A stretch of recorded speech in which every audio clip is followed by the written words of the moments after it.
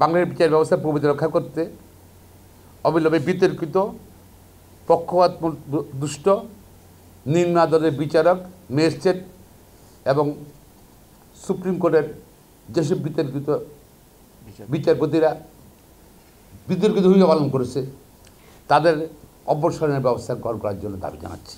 তাহলে কি সরকারের ভিতর প্রশাসনের ভিতর এখন ফ্যাসিস্টদের লোকজন রয়ে গেছে? তারা এত ক্ষমতাশালী, যারা গত 15 বছর সন্ত্রাস করেছে। 5ই আগস্ট 2024 সালে ছাত্র জনতার অভ্যুত্থানের পরবর্তী সময়ে কতজন বিতর্কিত ফ্যাসিস্ট রিজিমের আজ্ঞাবহ বিচারককে অপসারণ করা হয়েছে। বাংলাদেশের প্রথম 5D AI ইনভার্টার যুক্ত সর্বোচ্চ বিদ্যুৎ সাশ্রয়ী যমুনা এয়ার কন্ডিশন শাস্তির ব্যবস্থা গ্রহণ করা হয়েছে। তা অনতিবিলম্বে মাননীয় আইন উপদেষ্টাকে অনুরোধ করতে চাই তিনি যেন জনসভাকে প্রকাশ করেন। দলীয় আনুগত্যের ভিত্তিতে রায় প্রদানকারী বিচারকদের একটি পূর্ণাঙ্গ তালিকা প্রকাশ করে তাদের বিরুদ্ধে যত সাংবাদিক তত আইনগত ব্যবস্থা গ্রহণ করার জন্য আমরা দাবি জানাচ্ছি। আমরা স্পষ্টভাবে জানতে চাই দলীয় বিবেচনায় রিমান্ড প্রদানকারী রাজনৈতিক নেতাদের জামিন নিয়ে দিয়ে অমানবিক আচরণকারী বিরোধী দলীয় নেতাকর্মীদের বিরুদ্ধে রায় প্রদানকারী বিচারকদের অতি দ্রুত অপসারণ করতে হবে এবং তাদের বিরুদ্ধে শাস্তিগুলো ব্যবস্থা গ্রহণে বা অবসরণে যারা প্রতিবাদ সৃষ্টি করতেছে ওরা কারা সেটা জানতে চাই।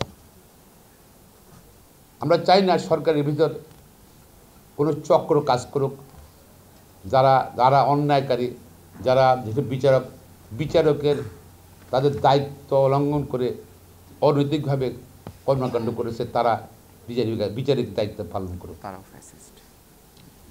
কারণ যদি ফ্যাসিস্টের বিরুদ্ধে এখন বিচার হচ্ছে, মামলা হচ্ছে এবং মানবাধিকার ট্রাইব্যুনালে মামলা হচ্ছে, গ্রেপ্তার হচ্ছে, ও বিচারকদের সহযোগী।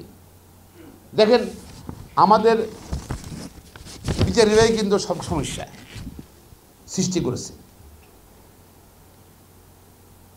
কেয়ারটেকার গভর্নমেন্ট বাতিল করল, তত্ত্বাবধায়ক সরকার ব্যবস্থা বাতিল করলো, স্যাটেল ইস্যু, স্যাটেল প্রিন্সিপাল। আমাদের অতি উৎসাহী সাবেক প্রধান বিচারপতি খায়রুল হক সাহেব সমগ্র জাতীয় জীবনে সাংবিধানিক সংকট সৃষ্টি করলো এবং ভোটবিহীন নির্বাচন করার সুযোগ পেল। এখন পর্যন্ত কোনো ব্যবস্থা গ্রহণ করে না তার বিরুদ্ধে।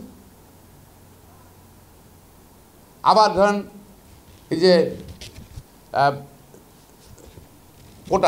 কোটা আন্দোলনে চাকরি ক্ষেত্রে কোটার সেটা কিন্তু হাইকোর্টের বিষয়টি কিন্তু আদেশ দিল তার এগেনস্টে কিন্তু মুভমেন্ট হলো, পরবর্তী আপিল ডিভিশন রিপেয়ার করলো এটা। তা আমরা এখান থেকে সমস্যার সমাধান সৃষ্টি হয়েছিল, সকল সমস্যা এখান থেকে সৃষ্টি হয়েছে। এখান থেকে উচ্চ আদালত, নিম্ন আদালত, এখন পর্যন্ত কোনো ব্যবস্থা গ্রহণ করা হয়নি কেন? আজটা 5ই আগস্ট চলে আসছে, জাতির প্রশ্ন। তাহলে কি সরকারের ভিতর প্রশাসনের ভিতর এখন ফ্যাসিস্টদের লোকজন রয়ে গেছে? তারা এত ক্ষমতাশালী, যারা গত 15 বছর সন্ত্রাস করেছে, অবিচার করেছে, ন্যায় বিচার করতে তারা ব্যর্থ হয়েছে এবং মানুষকে মানবাধিকার লঙ্ঘন করে রায় দিয়েছে, মৌলিকতার লঙ্ঘন রায় দিয়েছে, তাদের বিরুদ্ধে ব্যবস্থা গ্রহণ করা হচ্ছে না কেন? সর্বশেষ আমি বলতে চাই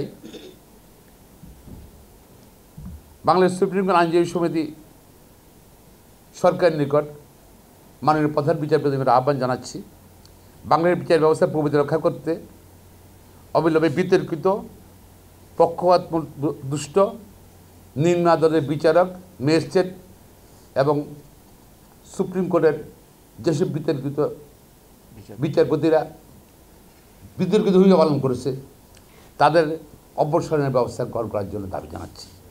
তা না হলে জনগণের আস্থা পুরোপুরি ভেঙে পড়বে বিচার বিভাগের উপরে। দেখেন ক্রস ফায়ার দিয়েছে ক্রসফায়ার দেওয়ার পরে কি একটা ম্যাজিস্ট্রেট নিয়োগ দিয়েছে ক্রসফায়ার ইনকোয়ারি করার জন্য। ম্যাজিস্ট্রেট দিয়েছেন না, এটা পুলিশ বা র্যাব আত্মরক্ষার জন্য করেছে, যার করে দিয়েছে।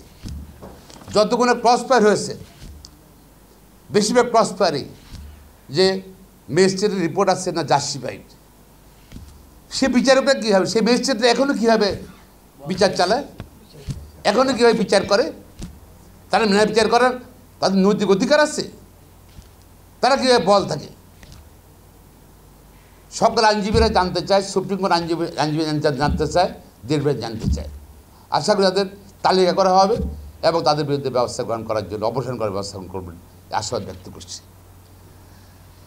আমরা সকলে দেশবাসী চাই এনাফ ইজ এনাফ। এখন আমরা চাই শক্তিশালী বিচার ব্যবস্থা, স্বাধীন নিরপেক্ষ ন্যায়নিষ্ঠ বিচার ব্যবস্থা আমরা চাই। কারণ এই বিচার ব্যবস্থাই কিন্তু সব কিছু। যদি এটা সংবিধানের গার্ডিয়ান, অভিভাবকের বিচার সুপ্রিম কোর্ট শক্তিশালী হলে গণতন্ত্র শক্তিশালী হবে, সুপ্রিম কোর্ট শক্তিশালী হলে মানবাধিকার থাকবে, সুপ্রিম কোর্ট শক্তিশালী থাকলে মানুষের ভোটাধিকার থাকবে, সুপ্রিম কোর্ট শক্তিশালী হলে সমাজে অস্থিরতা কমবে, ললেসনেস কমবে, সুপ্রিম কোর্ট শক্তিশালী হলে আইনের শাসন প্রতিষ্ঠা হবে। শুধু সুপ্রিম কোর্ট এবং বিচার ব্যবস্থার উপর সমগ্র জাতি নির্ভর করছে।